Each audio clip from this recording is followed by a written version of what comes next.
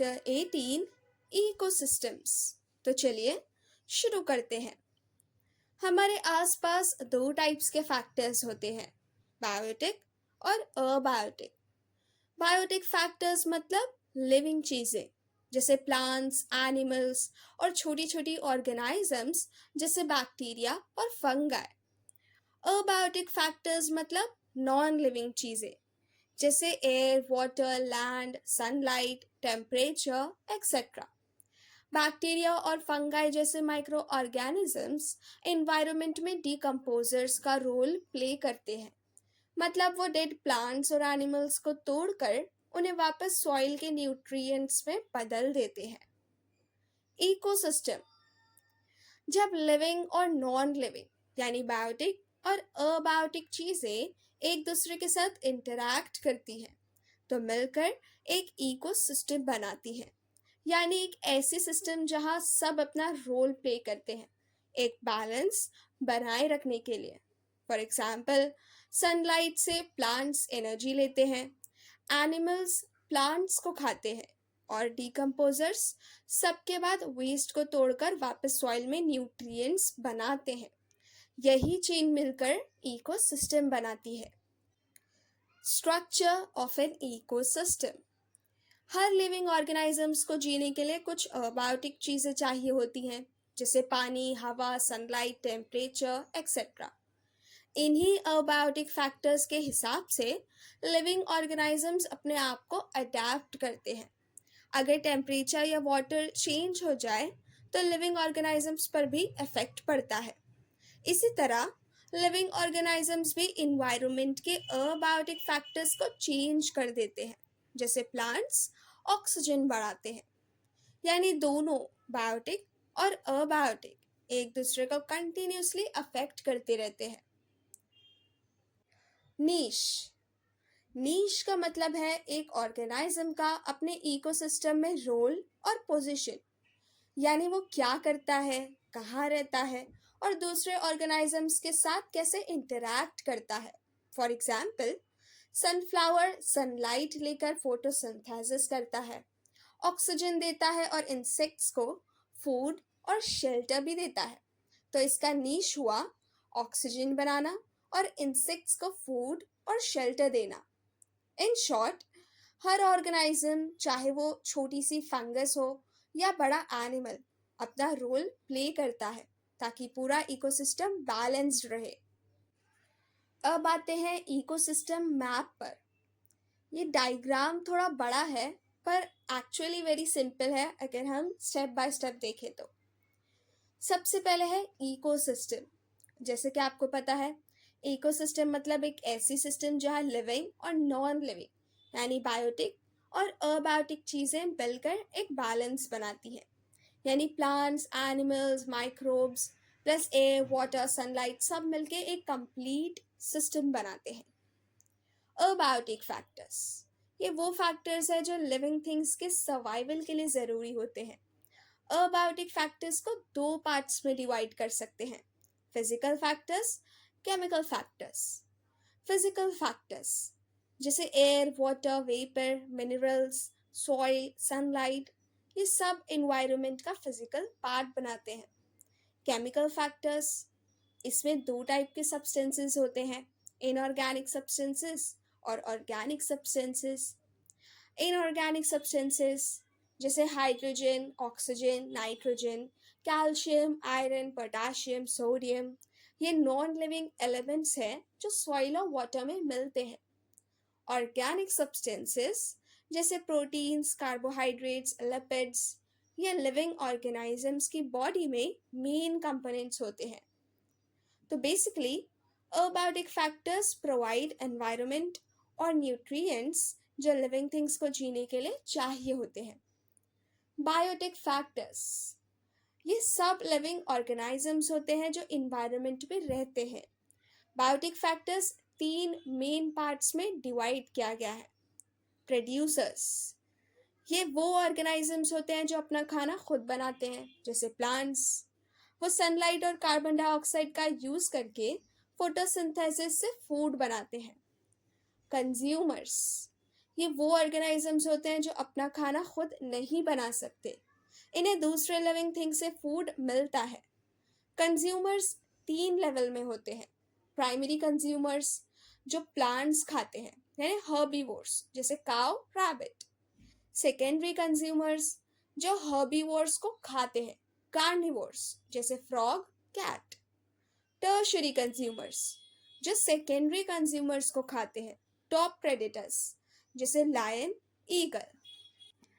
Decomposers ये micro organisms होते हैं, जैसे बैक्टीरिया और फंगाई, जो डेड प्लांट्स और एनिमल्स को तोड़कर उन्हें वापस सॉइल में कन्वर्ट कर देते हैं।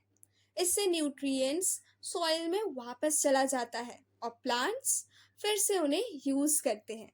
इन शॉर्ट, इकोसिस्टम एक टीम जैसी है। अबायोटिक फैक्टर्स एनवायरनमेंट प्रोवाइड करते हैं, प्रोड्यूसर्स फूड बनाते हैं, कंज्यूमर्स फूड चेन चलाते हैं, डिकम्पोजर्स सब कुछ रिसाइकल करते हैं। सब मिलके अर्थ पर लाइफ का बैलेंस मेंटेन करते हैं। Types of ecosystem. स्टूडेंट्स, पूरी अर्थ एक बड़ा सा इकोसिस्टम है, लेकिन इसके अंदर छोटे छोटे इकोसिस्टम्स भी होते हैं, जैसे फॉरेस्ट, लेक, रिवर, डेजर्ट और ओशियन। हर इकोसिस्टम अपने एरिया के क्लाइमेट, प्लांट्स और एनिमल्स के हिसाब से अलग होता है। Forest ecosystem. फॉरेस्ट इकोसिस्टम में ट्रीज, एनिमल्स, इंसेक्ट्स और डीकम्पोजर्स सब मिलकर एक बैलेंस बनाते हैं। यहाँ सनलाइट ज़्यादा मिलती है और बारिश भी, इसलिए यहाँ बायोडाइवर्सिटी बहुत होती है। एक्वेटिक इकोसिस्टम ये पानी वाले एरियाज होते हैं, जैसे lakes, rivers, ponds and oceans. यहाँ प्लांट्स और एनिमल्स वाटर में ही रहते हैं। Example, fish, algae, lotus, whales etcetera. Desert ecosystem यहाँ पानी बहुत कम मिलता है और टेम्परेचर हाई होता है। प्लांट्स जैसे कैक्टस और एनिमल्स जैसे कैमल यहाँ सर्वाइव करते हैं, क्योंकि उन्होंने अपने बॉडी को ड्राई क्लाइमेट के हिसाब से अडेप्ट किया है। ग्रासलैंड इकोसिस्टम यहाँ मोस्टली ग्रासेस होती है और थोड़े ट्रीज। एनिमल्स जैसे डियर, जेब्रा और लायंस मिलते हैं। ये ओपन स्पेस होते हैं जहाँ एनिमल्स फ्रीली मूव करते हैं। माउंटेन इकोसिस्टम यहाँ टेम्परेचर ठंडा होता है और ऑक्सीजन कम होती है। प्लांट्स शॉर्ट होते हैं और एनिमल्स जैसे याक और स्नो लेपर्ड यहाँ सर्वाइव करते हैं। Connected ecosystem. सभी इकोसिस्टम्स डायरेक्टली या इनडायरेक्टली एक दूसरे से कनेक्टेड होते हैं, जैसे रिवर का पानी ओशियन में जाता है, क्लाउड से बारिश होती है और बारिश से फॉरेस्ट ग्रो करता है। इसलिए कोई भी इकोसिस्टम अलग से एग्जिस्ट नहीं करता, सब एक दूसरे पर डिपेंड करते हैं। इन शॉर्ट, हर जगह का अपना एक स्पेशल इकोसिस्टम होता है और सब मिलकर अर्थ पर लाइफ को पॉसिबल बनाते हैं। सो स्टूडेंट्स, हम सब भी इस इकोसिस्टम का एक इम्पॉर्टेंट पार्ट है, इसलिए नेचर का ख्याल रखना ज़रूरी है। Now, what is biome? Biome एक बड़ा एरिया होता है जहाँ बहुत सारे छोटे इकोसिस्टम्स मिलकर एक सिस्टम बनाते हैं। हर बायोम का क्लाइमेट और अबायोटिक फैक्टर्स अलग होते हैं और इसलिए हर बायोम में रहने वाले प्लांट्स और एनिमल्स भी अलग होते हैं। फॉर एग्जाम्पल, डेजर्ट बायोम में कैक्टस और कैमल रहते हैं, जबकि ट्रॉपिकल फॉरेस्ट बायोम में डेंस ट्रीज और वाइल्ड एनिमल्स होते हैं। Types of biomes. Land biomes, aquatic biomes. Land biomes जो जमीन पर होते हैं, एक्वेटिक बायोम्स जो पानी में होते हैं। लैंड बायोम्स वो होते हैं जो सिर्फ लैंड पर मिलते हैं। उनका टाइप डिपेंड करता है वहाँ के टेम्परेचर, रेनफॉल, सॉइल और सनलाइट पर। लैंड बायोम्स का एग्जाम्पल है grasslands, evergreen forest, desert, tundra, polar region, taiga, tropical rain forest. Evergreen forest, ये फॉरेस्ट बहुत डेंस होते हैं, यानी इनमें बहुत सारे लेयर्स ऑफ ट्रीज होते हैं। और इंटरेस्टिंग बात यह है कि ये हमेशा ग्रीन रहते हैं, इसलिए इन्हें एवरग्रीन कहते हैं। ये फॉरेस्ट अर्थ के लगभग 7% एरिया कवर करते हैं। ज़्यादा रेनफॉल वाले ट्रॉपिकल एरियाज में मिलते हैं। यहाँ variety of plants and animals मिलते हैं, इंसेक्ट्स, बर्ड्स, रेप्टाइल्स, मैमल्स, सब। यहाँ के ट्रीज बहुत बड़े होते हैं और क्रीपर्स और क्लाइंबर्स भी मिलते हैं। इन फॉरेस्ट में ऑर्गेनिक और इनऑर्गेनिक मैटर दोनों ही बैलेंस में होते हैं, इसलिए ये एक परफेक्ट नेचुरल इकोसिस्टम बनाते हैं। अब एक रियल लाइफ एग्जाम्पल देखते हैं। दुधवा फॉरेस्ट जो इंडिया में है, 115 ईयर्स पहले यहाँ वन हॉर्न्ड राइनोस बहुत मिलते थे, लेकिन पोचिंग और हंटिंग के चक्कर में ये राइनोस एक्सटिंक्ट हो गए, यानी बिल्कुल ख़त्म हो गए। फिर 1 अप्रैल 1984 को गवर्नमेंट ने स्पेशल एफर्ट से राइनोस को वापस इंट्रोड्यूस किया। आज के टाइम पे दुधवा एक सेंचुरी बन चुका है जहाँ राइनोस सेफ हैं और उनकी पॉपुलेशन वापस बढ़ रही है। सेंचुरीज सेंचुरी एक ऐसी जगह होती है जहाँ वाइल्ड एनिमल्स और प्लांट्स को प्रोटेक्ट किया जाता है ताकि उनकी स्पीशीज सेफ रहे और उनका नेचुरल हैबिटेट डिस्ट्रॉय न हो। इंडिया में लगभग 520 वाइल्ड लाइफ सेंचुरीज और नेशनल पार्क्स हैं जहाँ अलग अलग इकोसिस्टम्स और एनिमल्स कंजर्व किए जाते हैं। The great Himalayan national park, ये इंडिया का सबसे बड़ा सेंचुरी है। यहाँ व्हाइट पैंथर जैसे रेयर स्पीशीज मिलते हैं। काजीरंगा नेशनल पार्क, यहाँ elephants, bears, wild buffaloes, deers, tigers सब मिलते हैं, लेकिन सबसे स्पेशल है वन हॉर्न्ड राइनो। दुनिया के टोटल सिंगल हॉर्न राइनोज का 2/3 पार्ट सिर्फ काजीरंगा में रहता है। भारतपुर सेंचुरी, ये एक्वेटिक बर्ड्स के लिए फेमस है। यहाँ बहुत सारे माइग्रेटरी बर्ड्स आते हैं हर साल। रणथंभौर सेंचुरी, ये टाइगर्स के लिए फेमस है। गिर फॉरेस्ट, यहाँ सिर्फ एशियाटिक लायंस आते हैं। यही उनका ओनली नेचुरल हैबिटेट है पूरी दुनिया में। सो स्टूडेंट्स, ये सेंचुरीज एक तरह के सेफ होम्स हैं जहाँ एनिमल्स और प्लांट्स को ह्यूमन इंटरफेरेंस से प्रोटेक्ट किया जाता है ताकि वो नेचुरली ग्रो कर सके। एक्वेटिक इकोसिस्टम्स, पूरे अर्थ का 71% हिस्सा वाटर से कवर्ड है और सिर्फ 29% लैंड है। मतलब पानी वाले इकोसिस्टम्स सबसे बड़े होते हैं। एक्वेटिक इकोसिस्टम्स 3 मेन टाइप्स के होते हैं। फ्रेश वाटर इकोसिस्टम, ये वो प्लेसेस होते हैं जहाँ पानी में सॉल्ट बहुत कम होता है। Example ponds, lakes, rivers. यहाँ प्लांट्स जैसे एल्गाई और फाइटोप्लैंक्टन फूड चेन के बेस पे होते हैं। मरीन इकोसिस्टम, ये ओशियंस और सीज वाले एरियाज होते हैं जहाँ पानी सॉल्टी होता है। मरीन वाटर में बहुत सारे डिसॉल्व्ड सॉल्ट्स होते हैं। यहाँ स्मॉल फिश फाइटोप्लैंक्टन को खाती है और बिगर फिश उन्हें खाती है। इस तरह एक एक्वेटिक फूड चेन बनती है। ब्रैकिश वाटर क्रीक इकोसिस्टम, ये वो एरियाज होते हैं जहाँ फ्रेश वाटर और सॉल्टी वाटर मिक्स होते हैं, जैसे रिवर मिलती है सी से। इस वाटर में थोड़ा कम सॉल्ट होता है कंपेयर टू ओशियंस।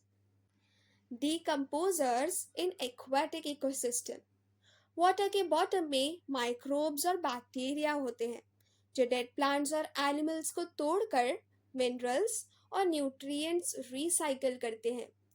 इससे पानी क्लीन भी रहता है और न्यूट्रिएंट्स फिर से यूज होते हैं। Destruction of ecosystem due to human interference, यानी कैसे इंसान अपने काम के चक्कर में नेचर और एनवायरनमेंट को नुकसान पहुंचा रहा है। हर इकोसिस्टम, चाहे वो जंगल हो, पानी हो या हवा, सब अपने नेचुरल बैलेंस पे काम करते हैं, लेकिन इंसान के कुछ मैन मेड एक्टिविटीज ने इस बैलेंस को बिगाड़ दिया है, जैसे माइनिंग, डिफॉरेस्टेशन, पॉल्यूशन। इन सब की वजह से नेचर का नेचुरल सिस्टम डिस्टर्ब होता जा रहा है और कई बार पूरा इकोसिस्टम खत्म हो जाता है। बहुत सारे एनिमल्स और प्लांट्स एक्सटिंक्ट हो जाते हैं। आज के टाइम में इंसान पॉपुलेशन के हिसाब से अर्थ का टॉप कंज्यूमर बन गया है। जितनी पॉपुलेशन बढ़ती जा रही है, उतनी ही नेचुरल रिसोर्सेज की डिमांड बढ़ रही है। ज्यादा लोग, ज्यादा खाना, घर, कपड़े, बिजली, ट्रांसपोर्ट। इससे नेचुरल रिसोर्सेज जैसे पानी, जंगल, मिट्टी, मिनरल्स जल्दी खत्म हो रहे हैं। लाइफस्टाइल और लग्जरी के चक्कर में लोग ओवर यूज कर रहे हैं चीजें। इस सब का रिजल्ट होता है पॉल्यूशन, वेस्ट और इकोसिस्टम का स्ट्रेस। पॉपुलेशन बढ़ने के साथ लोगों को रहने के लिए ज्यादा जगह चाहिए होती है, इसलिए नए घर, बिल्डिंग्स, रोड्स बनाए जाते हैं। लेकिन इस प्रोसेस में क्या होता है, एग्रीकल्चरल लैंड्स, वेटलैंड्स, फॉरेस्ट सब यूज हो जाते हैं। एनिमल्स और प्लांट्स के नेचुरल होम्स खत्म हो जाते हैं और रिजल्ट इकोसिस्टम डिस्ट्रॉय हो जाता है। फैक्ट्रीज और ट्रांसपोर्ट तो डेवलपमेंट के लिए ज़रूरी है, लेकिन इनके नुकसान भी बहुत होते हैं। फैक्ट्रीज के लिए जंगल्स काटे जाते हैं ताकि रॉ मटेरियल्स मिले। रोड्स, ब्रिजेस, रेलवेज बनाने से भी फॉरेस्ट डिस्ट्रॉय होते जा रहे हैं। पॉल्यूशन बढ़ रहा है, एयर, वाटर और सॉइल सब अफेक्टेड हो रहे हैं। टूरिज्म से इकोनॉमी बढ़ती है, पर नेचर को नुकसान भी होता है। जब एक जगह पर बहुत सारे टूरिस्ट आते हैं तो वहाँ के रिसोर्सेज पर प्रेशर बढ़ जाता है। होटल्स, व्हीकल्स और टूरिस्ट फैसिलिटीज बनाने के चक्कर में लोकल इकोसिस्टम डैमेज हो रहा है। डैम्स और बड़े प्रोजेक्ट्स ह्यूमन बेनिफिट के लिए बनाए जाते हैं, पर इनके साइड इफेक्ट्स भी बहुत होते हैं। बड़ी बड़ी ज़मीन पानी में डूब जाती है, फॉरेस्ट और ग्रासलैंड्स डिस्ट्रॉय हो जाते हैं, एनिमल्स और लोगों के घर डूब जाते हैं, वाटर फ्लो बदल जाता है और पूरे एरिया का इकोसिस्टम चेंज हो जाता है। जब कंट्रीज के बीच में लैंड, पानी या रिसोर्सेज के लिए लड़ाई होती है तो उससे मासिव डिस्ट्रक्शन होता है। बॉम्ब्स, एक्सप्लोजन्स, माइंस सब नेचर और ह्यूमन लाइफ दोनों को नुकसान पहुंचाते हैं। फॉरेस्ट जल जाते हैं, रिवर्स पल्यूट होती है और इकोसिस्टम कोलैप्स कर जाते हैं। कुछ इकोसिस्टम्स नेचुरल रीजन से भी डिस्ट्रॉय हो जाते हैं, जैसे earthquakes, volcanic eruptions, floods, droughts etcetera. ये भी नेचर के बैलेंस को बिगाड़ देते हैं। सो स्टूडेंट्स, हर इकोसिस्टम एक दूसरे से कनेक्टेड है। अगर हम एक पार्ट डिस्ट्रॉय करते हैं तो पूरी चेन अफेक्ट होती है। So remember, nature doesn't need us, but we need nature. So हर छोटी एफर्ट जैसे ट्री प्लांटिंग, रिसाइकलिंग और पोल्यूशन कंट्रोल एक बड़ा फर्क ला सकती है। सो स्टूडेंट्स, इस चैप्टर में हमने समझा कि इकोसिस्टम एक ऐसा सिस्टम है जहां बायोटिक और अबायोटिक चीजें मिलकर एक बैलेंस बनाए रखती हैं। सब एक दूसरे पर डिपेंड करते हैं, चाहे वो प्लांट्स हो, एनिमल्स हो या एनवायरनमेंट। हमने देखा कि कैसे अबायोटिक फैक्टर्स जैसे सनलाइट, वाटर, मिनरल्स और एयर प्लांट्स को हेल्प करते हैं फूड बनाने में, और कैसे वो फूड पूरी फूड चेन में सर्कुलेट होता है, प्लांट से एनिमल तक, और फिर डिकम्पोजर्स के थ्रू वापस नेचर में आ जाता है। फिर हमने जाना कि अर्थ पर डिफरेंट टाइप्स ऑफ इकोसिस्टम होते हैं, फॉरेस्ट, डिजर्ट, ग्रासलैंड, टुंड्रा और एक्वेटिक इकोसिस्टम जैसे रिवर्स, लेक्स और ओशियंस। हमने बायोम्स के बारे में भी पढ़ा। इसके बाद हमने समझा कि ह्यूमंस ने नेचर के साथ इंटरफेयर करके इकोसिस्टम को काफ़ी नुकसान पहुंचाया है। लेकिन हमने ये भी देखा कि सेंचुरीज और नेशनल पार्क्स जैसे प्लेसेस वाइल्ड लाइफ को प्रोटेक्ट करने के लिए बनाए गए हैं। ये हमें याद दिलाते हैं कि नेचर को कंजर्व करना कितना ज़रूरी है। हर इकोसिस्टम एक दूसरे से जुड़ा हुआ है। अगर एक पार्ट खत्म हो जाए तो पूरा सिस्टम अफेक्ट होता है। इसलिए नेचर के साथ हार्मनी में रहना ही इंसान की असली प्रोग्रेस है। इन शॉर्ट, इकोसिस्टम हमें ये सिखाता है कि सब कुछ एक चेन में जुड़ा है, और अगर हम नेचर का ध्यान रखेंगे तो वो हमेशा हमें सस्टेन रखेगा।